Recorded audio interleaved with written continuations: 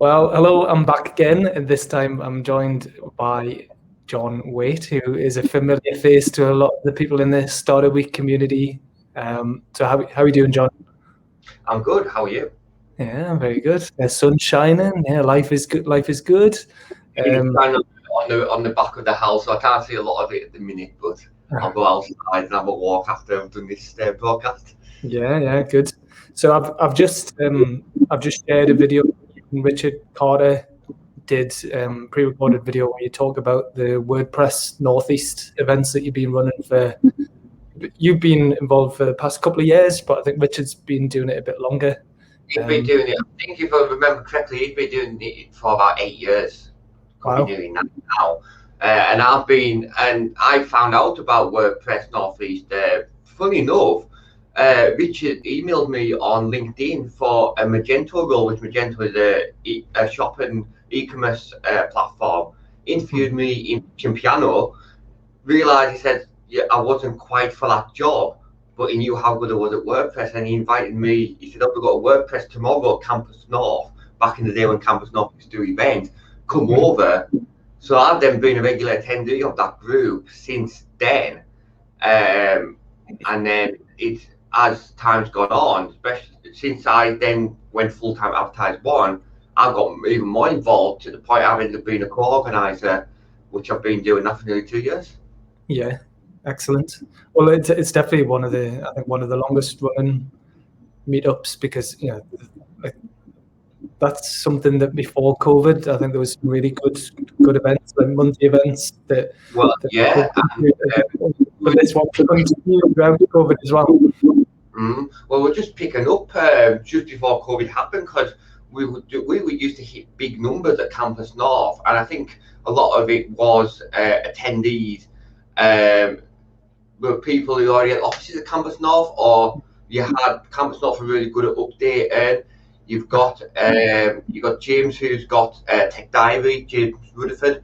Of course, he's really good at keeping that up to date. So we were quite good at that respect. Now, when Campus North shut down, the biggest problem we had was finding an event space, and we went 12 months of literally dotting around Newcastle. We had like one at Campus North, we had a handful of Tuss Park, we had a few at Proto, we had Head Steam for a couple of months where we were using the back room in the Quayside one, which was a great venue. But then they converted the games room, so we had to change again. So for 12 months, we really struggled to stabilise venue. We then booked Andrew over at Tuss Park, and we secured it for 12 months at the time, where they were the sponsor, Barclays Eagle Labs. So we might get the back room over there, and if we had to then use the bigger room in the future, we then had that option. Now, of course, we only then used that for 3 months. 2 months because it was February, March of last year, and then of course COVID happened. So, so then we've been online ever since. And since we came online, one thing I've found is you just say there about how long we've been running. Me and Richard both have Zoom licenses, professional licenses to be able to host events, and out of all the ones in Northern England, we've kept going the longest. Because Manchester's not happening at the minute. Leeds are normally short events. Like I think the last couple have just been kind of like audience interaction, but we've not struggled to get speakers in each month since lockdown, and we've got a list now till July of speakers, and we've got the topics ready till the end of the year. Yeah, that's great. Well, I think the key thing in these meetups is consistency. If people know that it happens at the same day, the same time, in the same venue, it's easier because then some people won't even bother. They're not even bothered who's speaking. They'll just come along because they know that it's happening.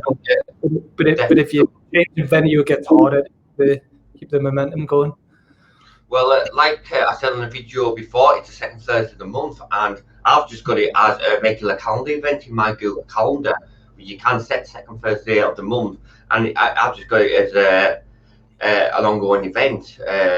I put between 6 and 9, and the reason is there's some events that last longer, and by the time we then open it up, just kind of like chit chat, we have known to last a good 3 hours on some events. So, but that's kind of the one thing, if you know it's the same time, similar to yourself, we found this Friday, we know you're the last Friday of the month. If it's in the calendar, you are correct. Some people don't really say anything. They've got the microphone off, they've got the webcam off, to just sit there and to just enjoy what they're hearing. They might have it on the background while they're doing something else. And then there's some people that do get proper engaged. And when we're saying about engagement, we have now got an international audience since we've gone online. It's an ongoing joke we've got, where we say good morning, good afternoon, and good evening, and welcome to WordPress Northeast, because we know we've got a handful connecting from California. So I know the clocks have just gone forward there. I know hours are yet to go forward, but it usually is 10 o'clock in the morning over there. We've got friends in Halifax in Canada, so they're 2 o'clock in the afternoon usually. So you've got a 10 o'clock, a 2 o'clock, a 6 o'clock. And I think we do have a couple coming in from Amsterdam. So it is definitely good morning, good afternoon, good evening. I'm going to say, so like European going on sort of style. So the one thing we're also going to do is keep the online broadcasts when we go in person, and just have a big TV at the back of the room, and then be able to use the webcam I've got now, and literally be able to then let the speaker or you speak to the speaker, similar to the government announcements where they've got like the press talking to the government, exactly that sort of style, and be able to do that, so we can integrate Zoom and public at the same time.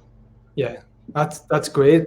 Well, you're international, so it's great doing that, because I mean, even the Founders Friday events, when we were doing the physical events, we were usually getting between 60 and 80 people coming every month to them. But I was live streaming them through the Facebook page, and sometimes we were getting 200 people watching online. So it's worth doing. You try to make things more accessible to people, because not everybody can get into a venue or a physical location. It's an awkward time for some people if they're, let's say, Gosford, for example, and we know that people say by the time you try and tackle the city, you get parked somewhere near Tuss Park, or if it's or getting over the Tyne Bridge, it's not worth time. Maybe live at Gosford and they live in Cramlington, for example, where they're going to your direction. And we've had a few people that said, just because of where it's in the city centre, love to come, but for exactly that reason, to live nearby, but with traffic and other work commitments, not being able to join. So like I say, we've done the online, we do record videos, and we've just been discussing this, me and Richard. We do. I'm a bit behind getting uploaded. I'm going to get on top of the ones for this year, so they'll all be online. The ones that we've had for the events last 3 months. But we do put them back on Meetup as a private YouTube link, so anyone can access them if they're signed up and like, oh, we haven't had time to join, something else has cropped up, or just want to watch it at a later date, they can. We just don't make it public YouTube, just because I think some speakers, it's like if we made the effort to speak, we just want to keep it to the audience who's interested, sort of scenario. But we will. We do have videos now. We'll be getting on top of them. Likely be tomorrow now. I'm having a work day tomorrow, but the flexibility is there. And like I said before, we've compared Manchester and Leeds, I think, and Liverpool. Liverpool is non-existent during lockdown. Manchester's still going to get speakers, and the organiser at Manchester is the actual founder of WordPress, and then Leeds, and this is what shocked me. And then Leeds have had some good topics, but they're really short, 5 o'clock till 6 o'clock. I think they're like third Tuesday or something like that, or first Tuesday. They've just been. So I think it could be third or fourth Tuesday. But they're doing more sort of like interaction with the audience style, where so everyone's got their own style. But we've had people from Manchester and Leeds join us as well, because we've attended them, told them what we're doing. I've spoke over Canada about 6 weeks, 2 months ago.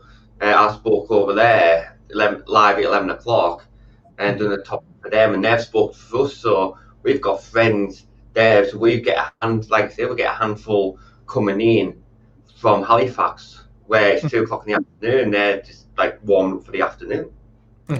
Yeah. So great. So that you said already. So they always happen on the second Thursday of the month. So the next one's going to be on the 8th of April. That's right. Yeah. And it's going to be on selling online with WordPress. So for anybody who wants to create an online shop, you're going to have a few different speakers talking about different ways you can sell online.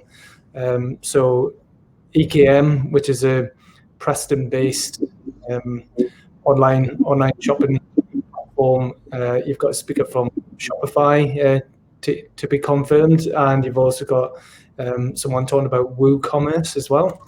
So yeah, do you want to? So is this? You find a lot of people want to sell online, obviously, and yeah, and I think especially with the COVID, it's definitely been an area that's been spoken about more, especially when people have gone from physical presence shops to then online shops. And the question is, do they want to go down putting it on their existing site and attach it, or is it a case of having a full sort of shop online?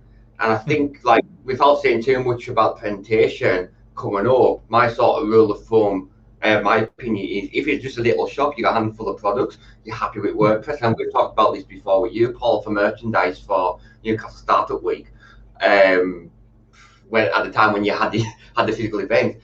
But if your bread and butter is you're selling and it's your shop online, is WordPress the right answer? And that's what you then go into. Like, it may be a case where your WordPress is your brochure site that tells people about what it is you do, but then your shop's separate. So then if the shop gets really busy, or then it crashes because too many people's gone in it because you realise you're doing really well, then at least you've still got a website to work off, or you just basically keep them two separate. Yeah. So it's what the comparison is going to be. Is it worthwhile keeping it within your site, or sending it externally and keeping WordPress as still like the informative site? Yeah, that's good, because so you can talk about the pros and cons of each, because like you say, some people start with a website and then they add the e-commerce element to it afterwards, whereas some people start with a shop and then they have more of a website around the shop. So there's pros and cons of all the different platforms. So it's good that people understand what's available and how they all compare with each other, not feature-wise, but also price-wise as well. And then if somebody, some of them you can do it on your own, you can, but knowing what you can do on your own, where your own limitations might be, and where you might do. It depends on the company as well. And like I said, if yourself, you would just sell a handful of gifts. So like, I'm selling these t-shirts, I'm selling a couple of mugs. Like, just whack it on your own site. It's not cost you any extra apart from Stripe fees or PayPal fees. But let's look at first person kid of mine. It's Kinga, who came and talked about the socks. She bread and butter is the socks. She may look more into a paying e-commerce platform because she needs to get good SEO. She needs a shop to be running. That's how she makes money. And I think that is where people just kind of like be able to kind of go, do I want to pay for an external shopping service like EKM, like Shopify, or just happy to have it within the site because they're only getting a couple of orders here and there, which they add on to their business model. Yeah, cool. So if people want to talk a bit about who the events are for. They're not just for techies. You do get developers, you do get people of different levels of skill and ability when it comes to web development, web design. So, and I think developers is the least of the people we have, and that the amount of people that I've spoke to recently, especially in the last couple of weeks, like, I thought it was just developers community. That we are not that. It's a lot of people are website managers. We've got website managers anyways, and we get a lot of them. We've got bloggers, we've got content writers, Company owners, we tend to get a lot of them where they're trying to learn how to do their own site. We've got hobbyists where they're doing it for the first time and for a side project that they're doing. We've literally, we've got, I think ours is definitely one of the least technical groups out there in general, but then out the WordPress, we know they're not as techy, because I know I've done technical talks. Like I said, I spoke at Canada, but I think I'm going to not make it as technical in Newcastle because I know the audience, but then kind of say, if you want to find out more, come and speak to me directly. But that's why I think I enjoy the community, because no matter what comes up, it's either one or two things in my mind. It either seconds what I've been thinking, so it's like, yeah, I've been doing this right. They've said I'm doing it right. They're doing it the same way as me. That's great. You've got more confidence in what you're doing, or you're learning something new.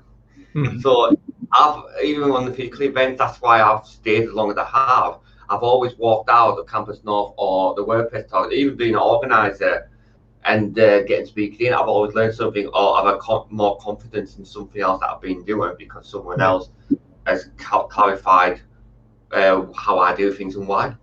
And I'd like to think of anyone who's not joined yet, who's thinking of joining, like I say, it's a free event. If it's the case of like you're shy, you just want your webcam off and your mic off and just listen, not a problem. Or if you want to get engaging better, we don't do breakout rooms, so we don't put you on the spot in that way. But we do like kind of have discussions and allow people to ask questions, like in between the talks. I really think that a lot of people within the startup community who I think could really benefit, and that's kind of the thing that I said to you a couple of weeks ago. I said, if Alicia will speak about it now, I'll give you some information, send them a mail shot as well. Just kind of telling people out there, saying, yeah, we do have a platform, as such, an event for those people who's managing the website, like yourself, who's got the Startup Week website on WordPress, and you're like, oh, well, I want to do a little bit more on that or plan digital.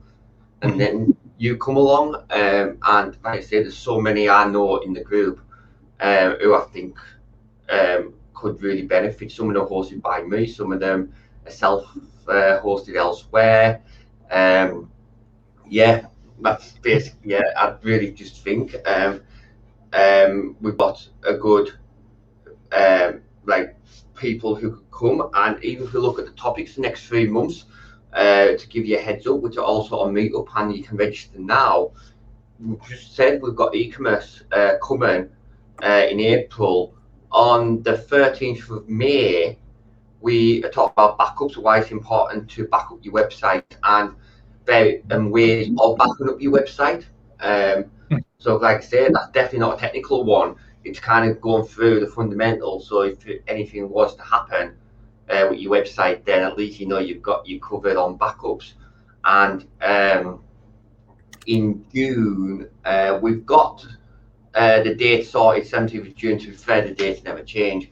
We know that we just about finalised speakers for June, so keep an eye on the event space, and we will be confirming that. I say I'll end up confirming that in the next few weeks. So we normally are at least a month ahead of speakers anyway. The fact that we actually do the topics well in advance. We are talking about like caching plugins to make your site fast in July. We know that we tend to do quite a big topic in September because we get really busy in September. I don't know if it's because of some holidays or people are kind of like still got that energy before Christmas, but we know September's a big one as well. We're going to try and go back in person in September, but we just have to see what happens. We're looking at the new space over the Northern Design Centre, or we'll end up coming back at Tusk Park or use Proto. So we've even thought about using one of the yurts in the Dunburn Brewery, and I know you can get 15 people in there, and then do a live broadcast for the people who's on webcam. We know we're going to want to go back in person but we just don't know when we do it and what the attendee numbers are going to be in person either. Yeah, it might be. Yeah, it's hard. I mean, it might be worth asking the regular attendees, like, We will. We do tend to ask attendees what they want to hear, what they want to see. We do tend to bring it up in discussions. Usually in that first 15 minutes. So we open the doors at 6 o'clock, and then of course 6:15 is when we start the talks. And normally in that sort of like 15 minutes, we kind of just get opinions of people. We've been sort of like chit chat as people are coming through the doors or entering the Zooms. Yeah.